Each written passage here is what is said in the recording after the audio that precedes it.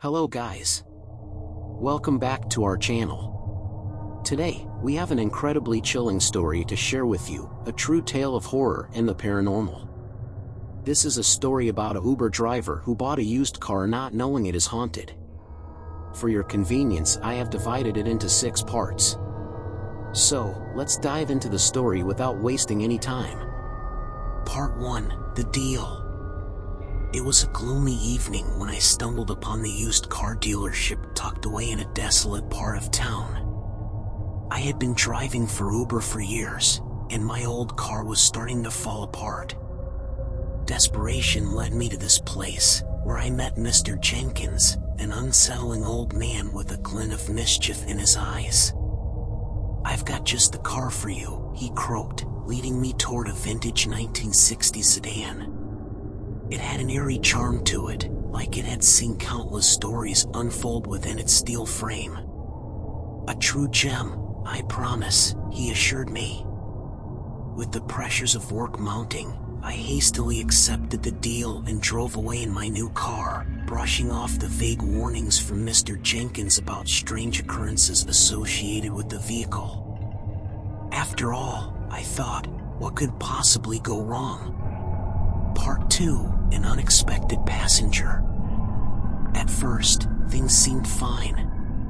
The car handled smoothly, and I continued my late-night Uber shifts.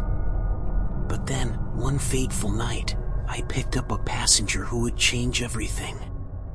A woman, shrouded in a tattered cloak, emerged from the shadows and stepped into the back seat without uttering a word. Her presence sent shivers down my spine. But I was a professional, and I had a job to do. "Where to?" I asked, trying to sound casual. No response. The woman sat in eerie silence, and I couldn't help but feel a growing unease as I drove towards her destination. A cold draft filled the car, despite the windows being rolled up. Glancing in the rearview mirror, I saw her face for the first time. Hollow eyes stared back at me, and her lips were twisted into a haunting grin. My heart pounded, and I tried to shake off the terror, attributing it to my imagination running wild. As we reached the specified address, the woman vanished into thin air, leaving behind a sense of dread that clung to the back seat like a malevolent spirit. Part 3, The Haunting Unleashed. From that night onward, strange occurrences became a regular part of my life. Unexplained noises echoed through the car, chilling me to the bone. Doors would lock and unlock themselves, and the radio would tune itself to static or eerie music, even when switched off. Passengers began to comment on the strange atmosphere, some refusing to ride in the car again. The vehicle had a life of its own, as if it fed on the fear it instilled in others. Determined to get to the bottom of this, I delved into the history of the car, uncovering a dark tale of a tragic accident that occurred decades ago. The car had belonged to a wealthy family who perished in a horrific crash, and it was rumored that their restless spirits haunted the vehicle, seeking vengeance for their untimely deaths.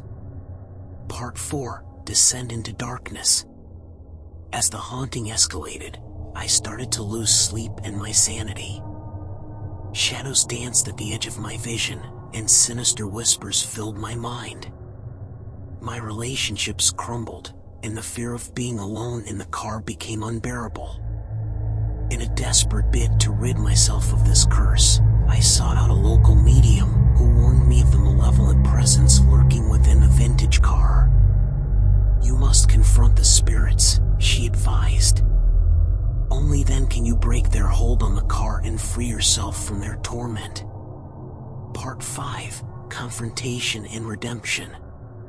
Summoning all my courage, I decided to follow the medium's advice. On a moonless night, I parked the haunted car at the site of the fatal accident and waited for the spirits to manifest. The atmosphere thickened, and the temperature plummeted. The car's headlights flickered, illuminating the figures of the deceased family standing before me.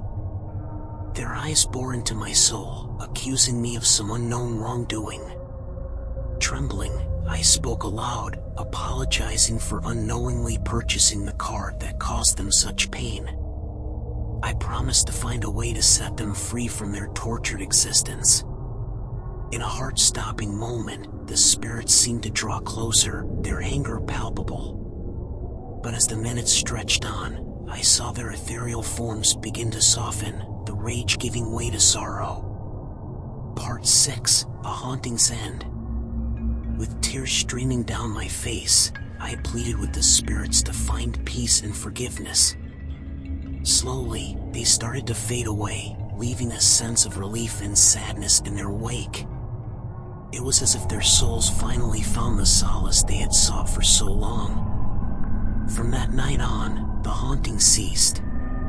The vintage car became just that, a car, no longer possessed by vengeful spirits. Its sinister legacy had been put to rest. As for me, the experience left its mark, but I found strength in overcoming the darkest of adversities. I continued driving for Uber, this time with a newfound appreciation for the connections we make with our passengers. The haunting was a grim reminder of the importance of acknowledging the past and confronting our fears. So, if you ever find yourself in an Uber with a driver who spins tales of the supernatural, remember that every story, no matter how chilling, might just hold a grain of truth. After all, you never know what eerie secrets lurk in the shadows of the night. Thank you for joining us on this journey.